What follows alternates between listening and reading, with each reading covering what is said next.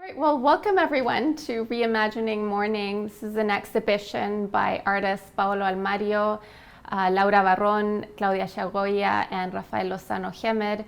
And I'm very excited to welcome you to the gallery because it's an exhibition that I've been thinking about for a very long time, and that I've been sort of trying to incorporate into the exhibition programming, but due to the pandemic, it was impossible.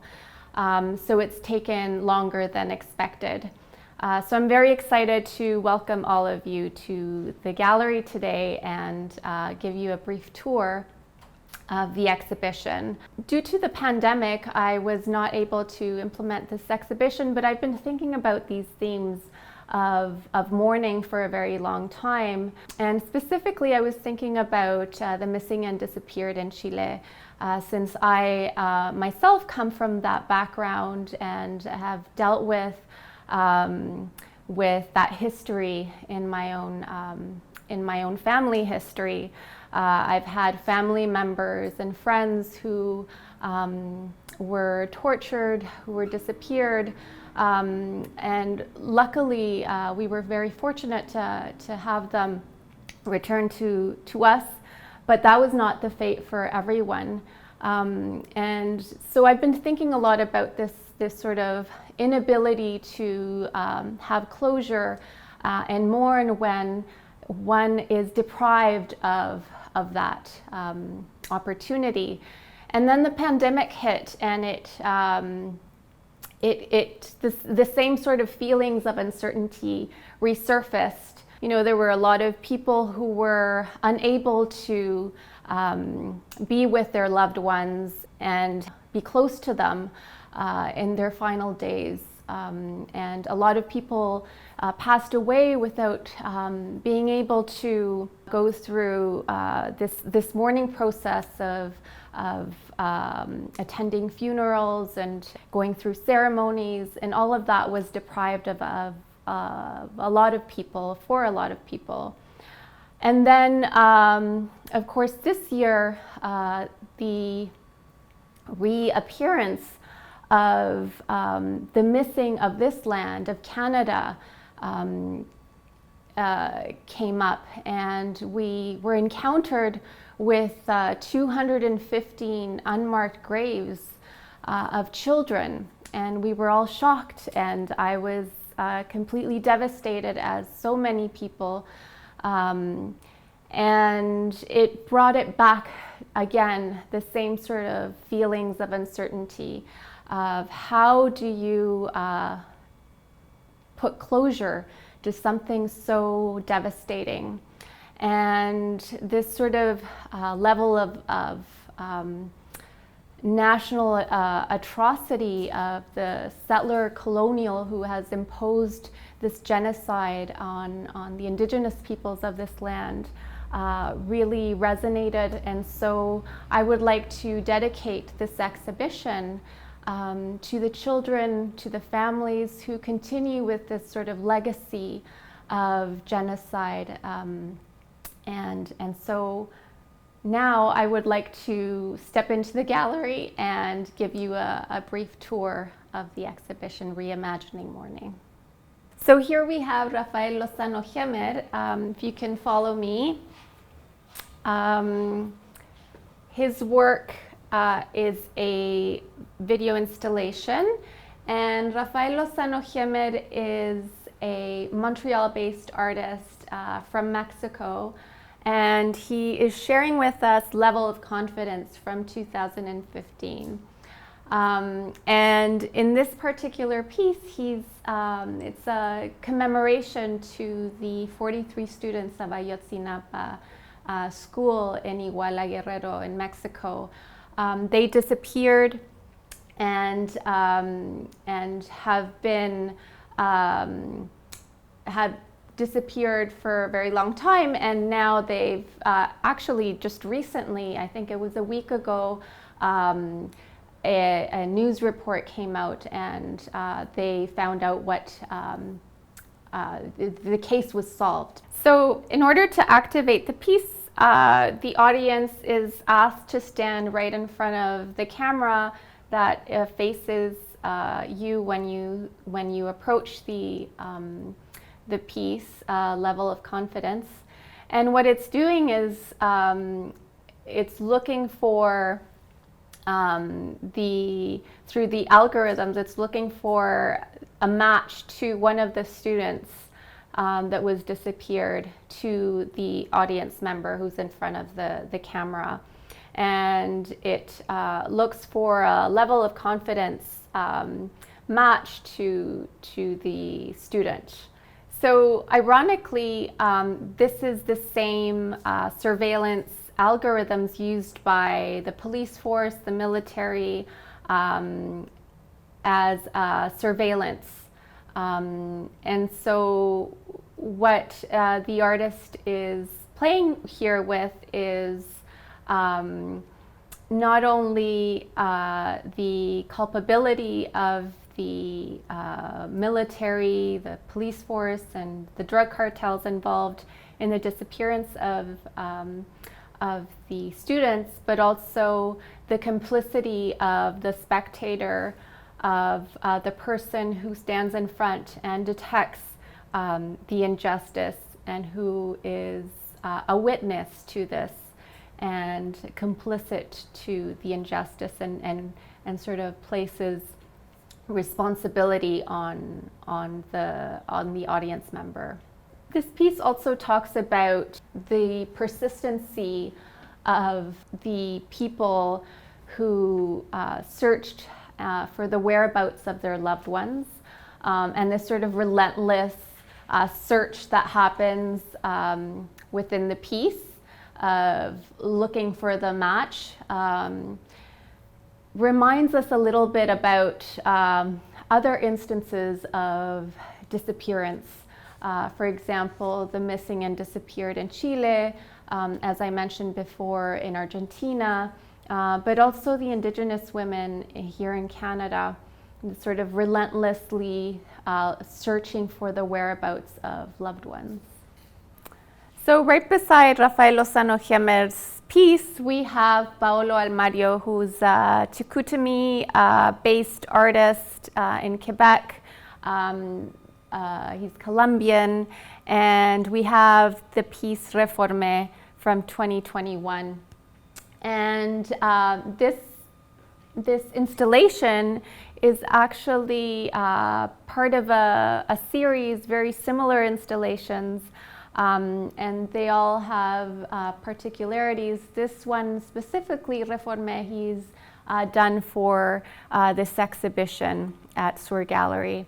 And it consists of 3 panels that have portraits on them, as well as a video documentation of archival footage, as well as 3 images of the portraits and some information regarding the people in these portraits.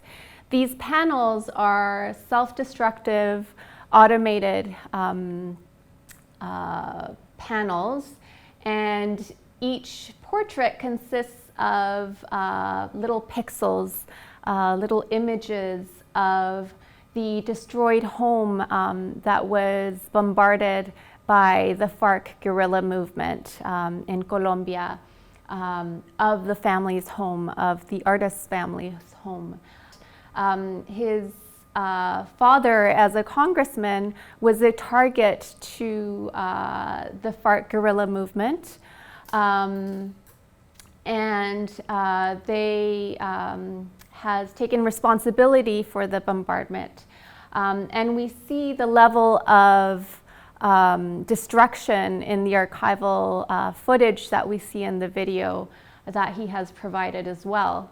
And what happens during the course of the exhibition is quite dramatic because the panels themselves, the portraits, are destroyed during the course of 2 months. All the little pixels are flicked over by this machine that is part of the panel in the back, And it flicks each image onto the floor, and it will all end spread out on the floor during the course of the 2 months. So it's an ephemeral piece. It is a representation of the destruction of the artist's home, because each of the pixels shows an image of that archival material of the artist's home, and how devastating it was for, and how violent this act, how it was for the family and to witness. But we see the representation of this violence enacted at the gallery, but in a very controlled and precise manner. The artist, through these machines that he himself has constructed, designed, and 3D produced through a printer, he sort of enacts this sort of violence and destruction, but in his own terms. So under false accusations, the father was accused of terrorism, and he spent 9 years in a small jail cell. And some of the iterations of this installation have been the exact size of the cell where his father stayed for 9 years, where the artist visited him during the course. And of course, when all of these little pixels fall at the end of the exhibition, we encounter 3 panels that have just the structure of the panels that feel like a cell. So what's interesting about the choice of portraits that he's given us here in this particular installation, because in others he's shown various Supreme Court magistrates that were involved in the accusation towards his father, who was a congressman, is that he's chosen 3 judges, one of them who is now in prison for corruption, another one who is seeking refugee status to come to Canada, and the third one is actually in Canada now, living in Canada, and that sort of speaks to also his position as an artist and within Canada as a refugee himself. And when I asked him that question, he was very animate to invite this person who now lives in Canada to the exhibition to witness his installation. So right in front of Paolo El Mario's piece, we have Claudia Varron, who is also a Mexican artist based in Toronto.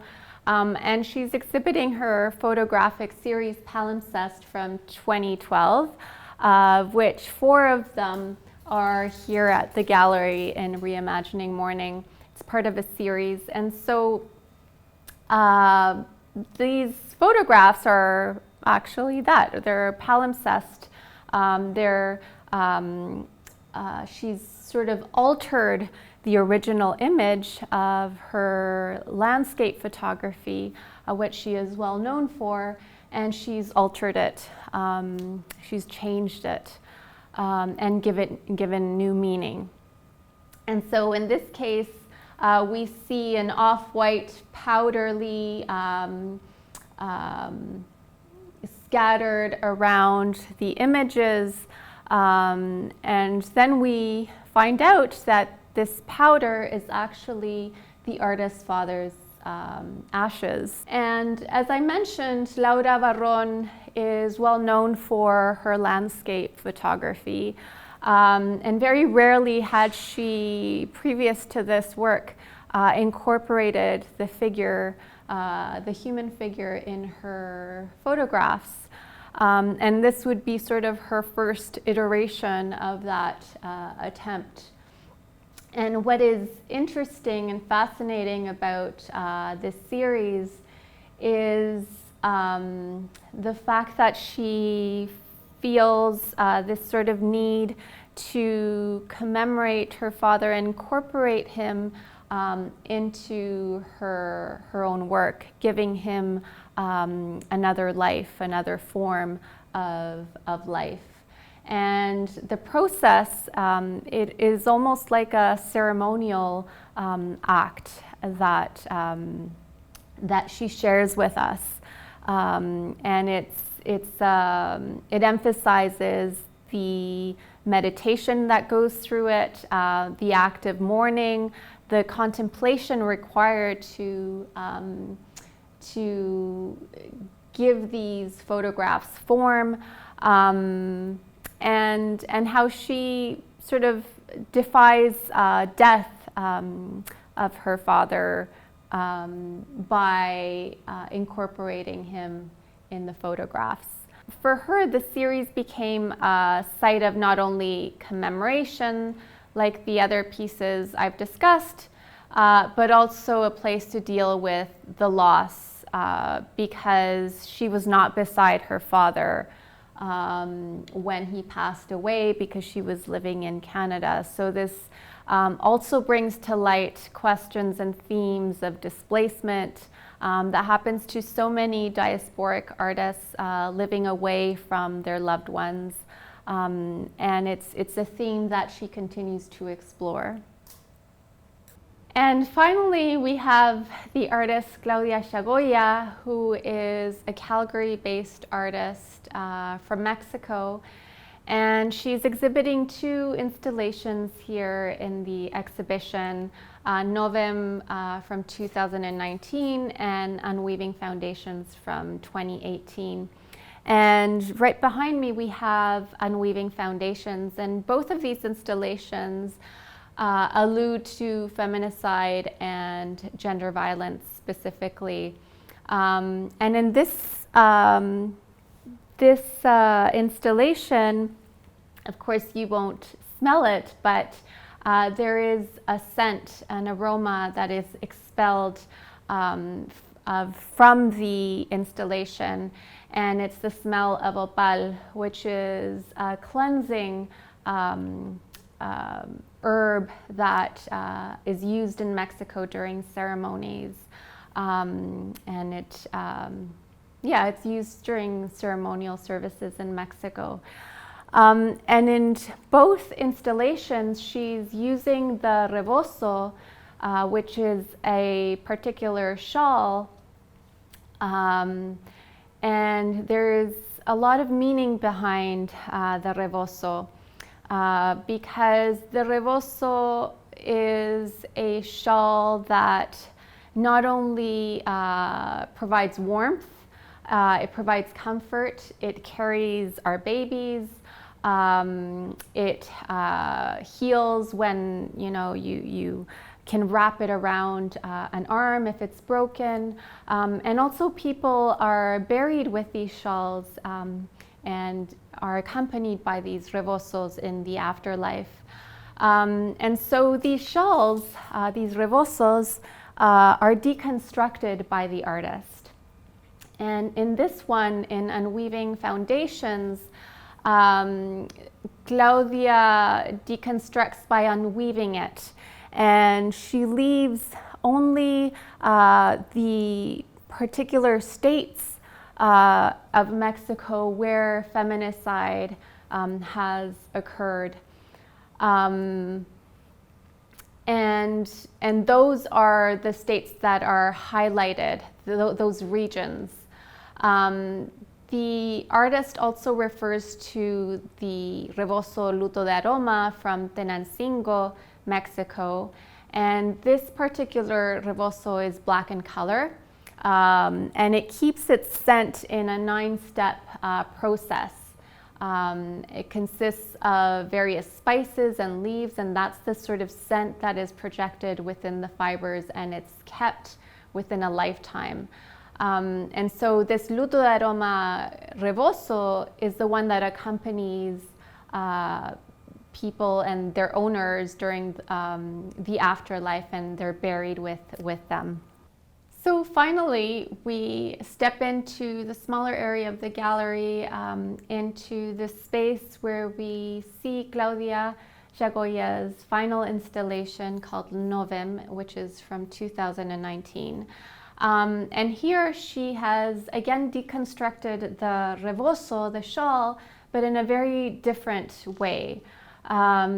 She has exposed the corporeality of the subjects as well as its decomposition.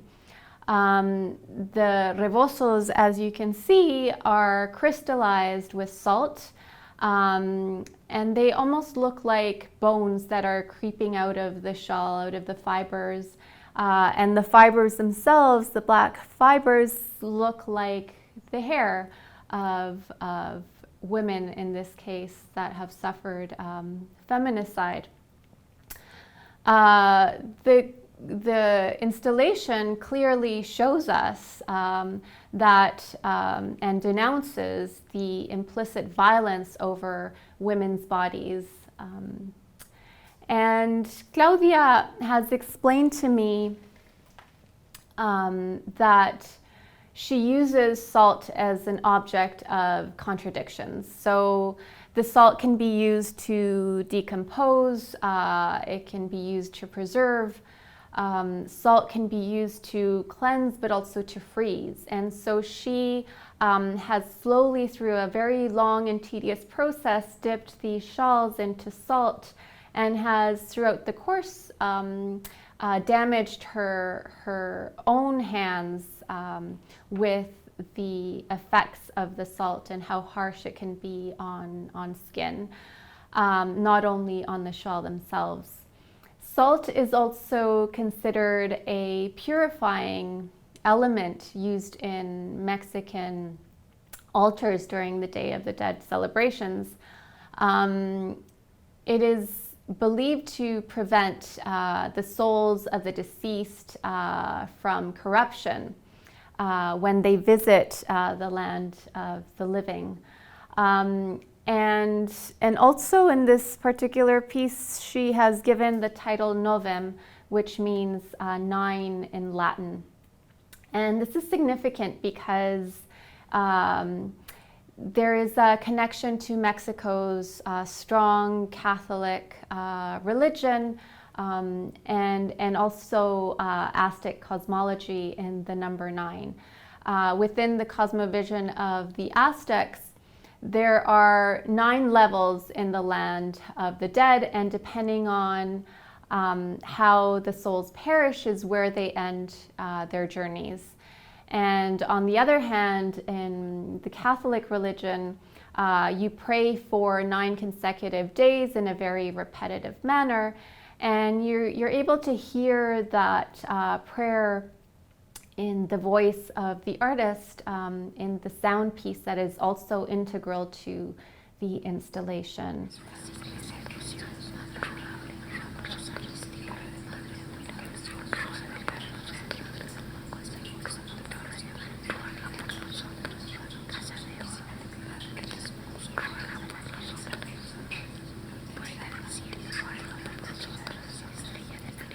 So all of the artists in Reimagining Mourning construct counter-narratives, and these offer places of reflection, a place to grieve, a site to mourn, and a space for its representation, and that's what is so significant and memorable once you visit the exhibition. So I urge you all to come in person. Thank you.